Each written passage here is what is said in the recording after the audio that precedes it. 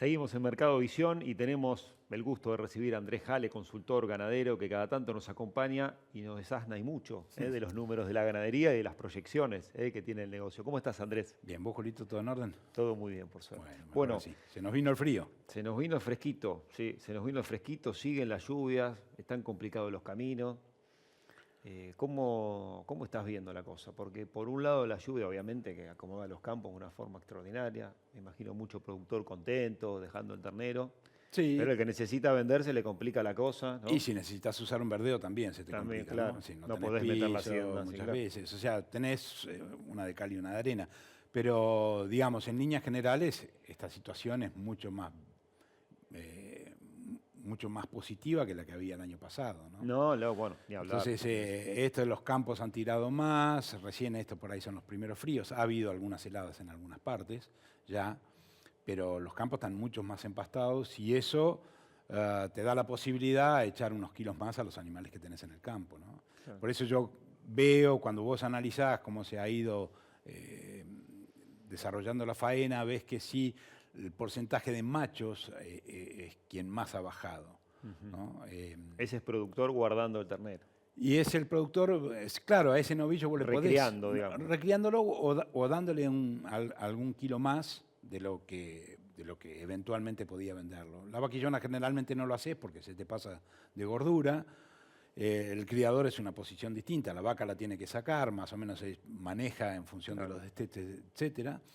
Entonces, generalmente a quien se le agrega más siempre es a los machos y generalmente es quien empieza a marcar las tendencias de los ciclos, de la fase de los ciclos, ¿no? Es decir, cuando se empiezan a prolongar los engordes de los machos, y es muy posible que sea un indicador del inicio de una fase de retención o equilibrio. A mí a veces me resulta difícil la palabra de retención porque quiere decir, oh, me quedo con un montón. No, a veces es por lo menos no pérdida, ¿no? Claro. Sabés que justo tocaste dos temas, que es por un lado, el ternero que el productor se guarda, no le voy a decir retención yo tampoco, si vos no le decís, pero digo el ternero que el productor guarda porque puede darle algún kilo más. Eso se ve reflejado en una oferta en la invernada que está por debajo del año pasado. Un 20% por debajo más 20% por debajo. Me parece que eso está ayudando a sostener los precios de la invernada en este momento del año. Y después lo que decías de la vaca, con un mercado de cañuelas que viene metiendo 50% de vaca, 48, 50% de vaca. Todos los días donde hay volumen, la mitad del mercado prácticamente es vaca. Es que cuando vos lo analizás y ves como el porcentaje de hembras en la faena y es muy alto y muchos se asombran y dicen, no empezaron la retención o sigue la liquidación porque el porcentaje de hembras es muy alto, lo que en realidad no es el número que vos tenés que mirar. Si la faena es estable, por ahí sí. Pero cuando suceden estos cambios de tendencia, vos no podés mirar eso, porque lo que está pasando es que hay una reducción en la cantidad de machos. Claro. Entonces, si eventualmente, vamos a una ridiculez, si no se faenara ningún macho y la misma cantidad de hembras, sería 100% de hembras. Claro. Lo cual no quiere decir que estés en un periodo de una liquidación, liquidación porque obviamente solo estoy está yendo a pagando ridículo, hembras. ¿no? Sí, te entiendo perfectamente. Sí. Lo que te quiero decir es que si vos mirás, por ejemplo, la faena de marzo, que sí está informada, pues ahí tenés, respecto de marzo del año pasado, una caída en las vacas del 25%, 11% en vaquillonas, pero 25% en vacas. Claro. ¿No? Es decir, hay una caída. Hay que ver cómo sigue esto, pero la lógica es que este año se faenan alrededor de 13.2, 13.5 millones de cabezas, ¿no? Es decir, vos tenés que pensar que generalmente los stocks en equilibrio tienen una tasa de extracción que permite ese equilibrio, ¿no es cierto? Y esa tasa de extracción, varía de acuerdo a los porcentajes o coeficientes de logro que tengas tu rodeo. Sí. Suponete, para un 66%, como fue estos últimos 2 años, estaríamos en un 26, 27% de tasa de extracción. Ahora, si nos remontamos al año 2008, 2009, que tenías un 57%, con 21 y pico ya estabas en liquidación. ¿Por qué? Porque la cantidad de animales que entran respecto del total de tu rodeo son muy inferiores. Entonces, si hoy tuviésemos, por decir, una tasa, un coeficiente de logro del 75%, eso te permitiría tener una tasa de extracción del 30% de tu rodeo, ¿no? Entonces, esas cosas son, los indicadores son, mientras las variables permanecen relativamente constantes. Cuando estas empiezan a variar, esos indicadores tenés que tomarlos con pinza. Y tener una visión un poco más global, claro, para ver por qué se y de dónde produjo ese salen, ¿no? cambio. Ah, no, es 44% de hembra, ya es liquidación. No, no necesariamente, porque si eso lo estás viendo en una foto que justo está cambiando la tendencia, por ahí Claro. tenés Si justo tenés un 20% más de retención del ternero, ese valor no te está diciendo nada. claro, En cuanto a la correcto, retención de la correcto. hembra. Entonces Bien. hay que mirar todo el panorama, ¿no? El- Si hay un 20% más de ternero contra el año pasado en campos, recriándose, hay una cantidad de productores que están decidiendo meter más kilos, previendo que van a tener un valor igual o mejor más adelante cuando vendan ese ternero recriado, en el caso de que no lo termine, ¿no? A ver, ahí Porque tenés, la pregunta sí. viene por este lado. ¿Es tentador también el precio para vender hoy el ternero antes de hacer eso? Y el campo usarlo, no sé, con ternero de otro, qué sé yo, ¿no? Vamos a arrancar con la expectativa que uno tiene que tener del precio del ternero. Sí. Digamos que el precio del ternero es función del precio del novillo. Eso es una Sí. realidad. Siempre fue así y siempre va a ser así.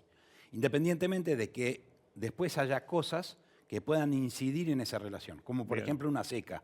En una seca esa ejemplo. ecuación Cambia. ¿Por qué? Porque uno está obligado a salir a ofrecer un producto que de otra manera no lo hubiera hecho, y quien compra eso no lo quiere, porque no Claro. tiene dónde meterlo. Entonces, en una seca esas relaciones generalmente varían. Te vas a ir del 2-1 del ternero contra el novillo. Claro, yo lo que digo es, uno no tiene que fijarse el promedio no te dice absolutamente nada. Esto de 1,10 Bien. se salió del promedio, no. Eso, Sí. uno tiene que fijarse es, O sea que el ternero de $2 no nos tiene que preocupar para analizar el momento del negocio. generalmente si el ternero te da un valor muy superior al del novillo, te está diciendo que el negocio es bueno. Porque ¿quién compra el ternero? El que lo engorda. Exactamente. Bueno, ¿y por qué vos vas a pagar un precio muy alto? Porque porque el negocio te lo permite. Porque el, Si no, novillo, no. el precio del novillo me permite salir a buscar Claro, el ternero si y no, pagar no. un mango O más. el precio del novillo o el costo del alimento que es barato, como por ejemplo puede ser en este momento, que vos tenés una relación compra-venta que por ahí dentro de los parámetros normales, pero tenés un costo del kilo producido en el corral bajo. Entonces, ahí por ahí te permitiría pagar un poco más el ternero. Seguramente, si el precio del maíz fuera otro, el ternero estaría más barato. Claro.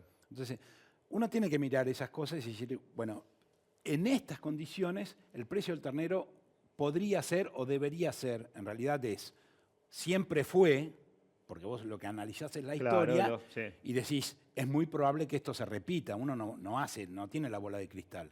Yo lo que hago es decir, históricamente esto pasó así. Cuando el valor del novillo era tanto, el precio del ternero. Pero ¿qué? En un mes es diferente que en otro mes. O sea, Claro. hay una variación estacional.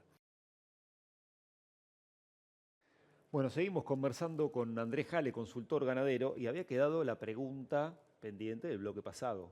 ¿Cómo está esa relación entre el ternero y el novillo? Entonces, para ir a ver el número real. La de lo que está relación, pasando. digamos, si uno analiza la historia, está 3% por debajo de lo que debería estar. ¿Sí? ¿Qué quiere decir? Que el ternero tendría Debería que valer un poquitito más. un poquitito más. Un poquitito más, pero poca cosa. O sea, está dentro de los cánones esperables. Lo que uno sabe es que, y esto, yo hablo de estacionalidad respecto al novillo, porque la variación estacional, si bien hay una tendencia a que sube en marzo, cae en el invierno, vuelve a... Bueno, eso es una tendencia. Si uno la analiza estadísticamente, no es significativa esa tendencia. O sea, uno no puede decir esto se va a repetir todos los años, porque de hecho no es así, no se repite todos los años. Las variaciones son tan grandes que uno no permite decir que haya una marcada estacionalidad en los precios del gordo. Sí. Pero lo que sí hay es una marcada estacionalidad en el precio del ternero respecto del gordo. Claro. O de la vaca respecto del novillo gordo y así sucesivamente. Eso sí se comporta de manera estacional, con muy poquito desvío respecto del novillo gordo. Bien. Entonces, eso por un lado. Entonces, como va a seguir el año, la lógica es que el ternero vaya copiando un descenso respecto del precio del gordo. Uno tiene que decir, bueno, ¿a dónde apunto yo? ¿Qué es lo que puedo esperar que valga el gordo? ¿No? Sí. A mí se me ocurre que el gordo hoy tiene un piso en una situación macro muy, muy complicada. Vos pensás que hoy tenemos un salario mínimo muy disminuido respecto del año pasado. Sí. Todo y así tenemos un consumo que es un 3%, un precio de la carne 3% inferior al del año pasado, pero un consumo que es 30% superior. 30% inferior, discúlpame. Sí. Y eso hace que la gente gaste casi un 29% menos, un 24% menos en plata, en carne, que el año pasado, ¿no? O sea, está dispuesto, el año pasado gastaba el 12% de su salario, tomando el salario mínimo vital y móvil, y hoy gasta el 11%. O sea, está gastando menos. Entonces, esto te está dando una pauta que con esta poca oferta va a ser difícil. Va a ser muy difícil que se mueva mucho. Obviamente puede tener, y si eventualmente la exportación tirara más o hubiese una reactivación económica, uno podría esperar otras cosas, ¿no? En función de eso, es decir, la lógica es que el ternero ahora acompañe estacionalmente esa baja que se da respecto del gordo, no estoy diciendo que vaya a bajar en valores constantes, estoy diciendo respecto del gordo, y vuelva a subir de octubre para adelante, ¿no? Bien. Y Andrés, cuando hablamos mucho de la relación ternero-novillo, la cuenta histórica, y es por lo que vos me decís, la que tenemos que seguir tomando, es para que los valores de referencia estén dentro de los parámetros históricos, nosotros tenemos que ver un novillo que vale 2 terneros. ¿Esa cuenta? ¿Que el que vende novillo puede comprar 2 terneros? ¿Esa es la relación? No necesariamente, porque, a ver, acá pasan dos cosas. Vos pensá esto. Cuando el negocio es muy bueno, tu factor limitante empieza a ser el ternero, porque muchos quieren meterse en un negocio bueno. Quieren ir a comprar el ternero. Entonces salen a buscar el ternero.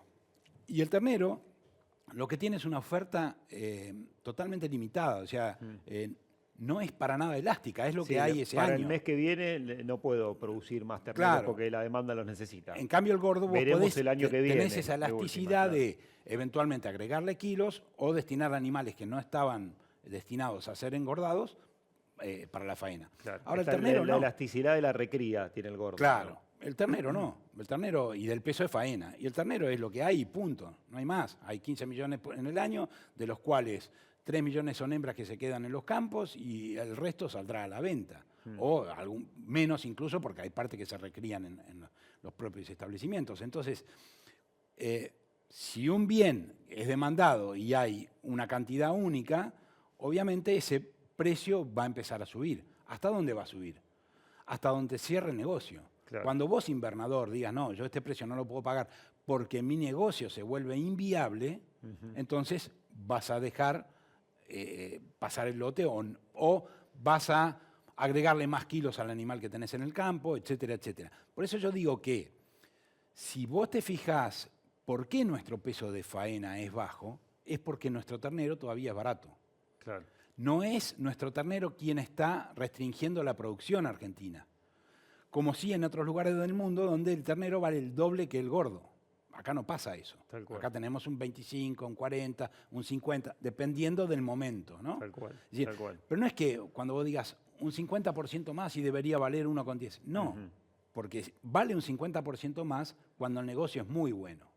Por eso las relaciones más desfavorables se dan en los mejores escenarios y no al revés. Uno pensaría que en una relación desfavorable estás en una situación mala para el negocio. No, al contrario, estás en una buena situación para el negocio, ¿no? Independientemente de que a vos te convenga comprar más barato, eso es una verdad de perogrullo, ¿no? Andrés, te agradezco muchísimo por haber venido aquí a Canal Rural, siempre es muy esclarecedora tu visita, así que estamos en contacto para la próxima. Dale, Julito. Ni más ni menos.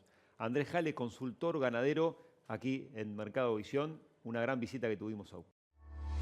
Canal Rural sabe que lo mejor es tener todo al alcance de la mano. Bajate nuestra app y en un clic podrás ver todos los remates de la jornada, televisados y por streaming. Y como siempre, toda la información de elrural.com que consultás para decidir. Bájate la app y mantenete siempre informado.